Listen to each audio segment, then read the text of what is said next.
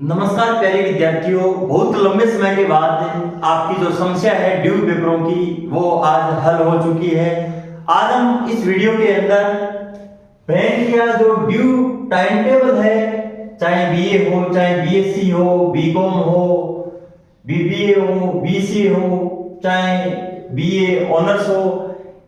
इनका एक नया अलग टाइम टेबल जारी होने की चर्चा हमने एक पीछे के वीडियो के अंदर की है।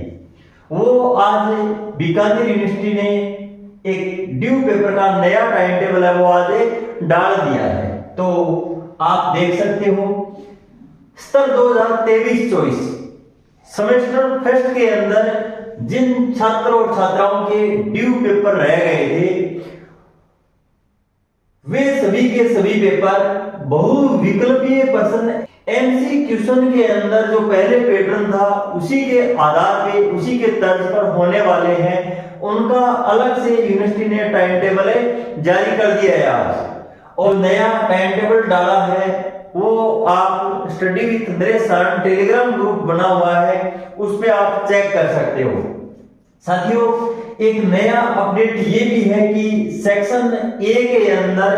पहले थ्योरी के अंदर क्वेश्चन आने की बात चल रही थी। सेक्शन ए के अंदर 10 क्वेश्चन आएंगे और प्रत्येक इकाई से 2 क्वेश्चन पुट अप होने वाले हैं, लेकिन पहले जो सिलेबस डाला था उसके अंदर इस तरीके की चर्चा थी कि थ्योरी के अंदर 2 अंक का प्रत्येक क्वेश्चन आएगा, तो 10 क्वेश्चन आने वाले थे और 20 मार्क्स थे सेक्शन ए के। लेकिन यूनिवर्सिटी ने नया जो ताजा अपडेट दिया है इसके अंदर 10 प्रश्न आएंगे, लेकिन प्रत्येक 2 मार्क्स का होगा, लेकिन 5 क्वेश्चन है वो बहुविकल्पीय या ऑब्जेक्टिव टाइप होंगे जिसको हम एमसी क्वेश्चन बोलते हैं, और 5 क्वेश्चन जो रिक्त स्थान वाले आएंगे। तो ये आपके लिए एक नया अपडेट है। सेक्शन ए के अंदर आपको अब जो परिभाषाएं हैं उनका रट्टा नहीं मारना है, केवल और केवल आपको मैथमेटिक्स की अगर मैं बात करूं तो केवल और केवल आपको जो सूत्र फॉर्मूले हैं उन पे ही विशेष रूप से आपको फोकस करना है, नहीं कि किसी भी प्रकार की डेफिनेशन है उस पे रट्टा नहीं लगाना है, केवल आपको डेफिनेशन को समझना है। जैसे मैं एग्जांपल के तौर पे अगर छोटी सी बात करता हूं, जैसे समूह को परिभाषित कीजिए, तो समूह की डेफिनेशन से हमें कोई लेना देना नहीं है, लेकिन समूह के अंदर कौन कौन से गुणधर्मों का पालन होना चाहिए। जैसे पहली प्रॉपर्टी है वो सहवर्त होनी चाहिए, उसके बाद में सहचारी, फिर तत्समक है, प्रतिलोम का अस्तित्व है। इस प्रकार के जो फॉर्मूले हैं वो आपको ध्यान में होना चाहिए, लेकिन डेफिनेशनों पे आपको रट्टा नहीं लगाना है। अब देखिए स्टूडेंट्स, जो ड्यू पेपर है उनका टाइम टेबल का जो बीएससी का जो समय है और बीए का जो समय है वो आपका 11 से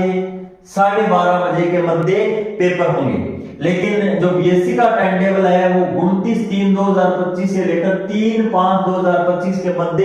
अपने जो ड्यू पेपर रहे हैं, जो आपके ड्यू पेपर हैं, उन ड्यू पेपरों की जो डेट है वो आप टाइम टेबल के अकॉर्डिंग है वो आप अलग से उतार लीजिए, या फिर इसका जो टाइम टेबल है वो study with Naresh sir Telegram group पे मैंने डाल दिया है, तो वहां से आप चेक कर लेना। और बीए का भी जो टाइम टेबल है वो 29/3/2025 से लेकर 14/5/2025 के मध्य ड्यू पेपर है वो सभी के सभी होने वाले हैं। और इनका जो पैटर्न है वो पीछे जो 2023-24 के अंदर एमसी क्वेश्चन के अंदर बहुविकल्पीय प्रश्न दिए हुए थे उसी के तर्ज पे ये ड्यू पेपर होने वाले हैं। ये जो ड्यू पेपर है वो साथियों थर्ड जो सेमेस्टर है उनके लिए है, क्योंकि थर्ड सेमेस्टर के अंदर जो फिलहाल बच्चे हैं उन्हीं का फर्स्ट सेमेस्टर के अंदर पेपर ड्यू रहा है। बाकी जो नए फर्स्ट सेमेस्टर के अंदर कैंडिडेट है उनका मैंने पहले से वीडियो बना के बता दिया है कि सेक्शन ए है वो आपका 20 मार्क्स का रहेगा, सेक्शन बी है वो 40 नंबर का रहेगा, और सेक्शन सी है वो 60 नंबर का रहने वाला है। और साथियों, ये जो प्रैक्टिकल रहित सब्जेक्ट है उनके जो पेपर हैं वो तो 120 अंक के होने वाले हैं, जबकि जिनके प्रैक्टिकल सब्जेक्ट है जैसे केमिस्ट्री हो गया, फिजिक्स हो गया, उनका जो पेपर है वो 80 अंक का ही आने वाला है, क्योंकि 40 नंबर का जो इंटरनल प्रैक्टिकल है वो इसके अंदर इंक्लूड हो जाता है, तो यहाँ पर भी 40 हम ऐड कर देते हैं तो टोटल 120 मार्क्स हो जाते हैं। आर्ट्स हो चाहे साइंस हो, टोटल जो वेटेज है एक पेपर का वो 150 अंक का रहने वाला है। उसमें से 120 तो 120 नंबर है वो तो पेपर के हो गए, और 30 नंबर यहाँ से महाविद्यालय से इंटरनल जो नंबर दिए जाते हैं उनके ऐड हो जाते हैं। तो यहाँ पे कुल मिला के एक सब्जेक्ट का 150 नंबर का जो वेटेज है वो रहने वाला है। और जिनके प्रैक्टिकल सब्जेक्ट है तो वहां पे ये जो 120 अंक है इसको हम 80 प्लस 40 दो भागों में डिवाइडेड कर देते हैं। तो देखिए स्टूडेंट्स, सेक्शन ए के अंदर केवल और केवल आपको डेफिनेशनों पे रट्टा मारने की आवश्यकता नहीं है, चाहे सेमेस्टर फर्स्ट हो चाहे सेमेस्टर थर्ड हो। प्रत्येक विद्यार्थी केवल और केवल अपने सिलेबस के अकॉर्डिंग एक बार रीडिंग मार दीजिए ताकि ये सेक्शन ए है वो आपका कंप्लीट हो जाएगा। यहाँ पे जो पहले मैंने गेज पेपर बनाए थे साथियों, उसके अंदर केवल और केवल मैंने डेफिनेशन पूछी थी, और सेक्शन ए के अंदर अब जो यूनिवर्सिटी का नया ताजा अपडेट आया है उसके अकॉर्डिंग जो गेज पेपर मैंने बनाए हैं उन गेज पेपरों में आप सेक्शन ए को थ्योरेटिकल टाइप से याद नहीं करना है, विशेष रूप से ध्यान देना स्टूडेंट्स। आगे कोई नया ताजा अपडेट आएगा तो हम फिर से मिलते हैं इसी YouTube चैनल पे। धन्यवाद साथियों।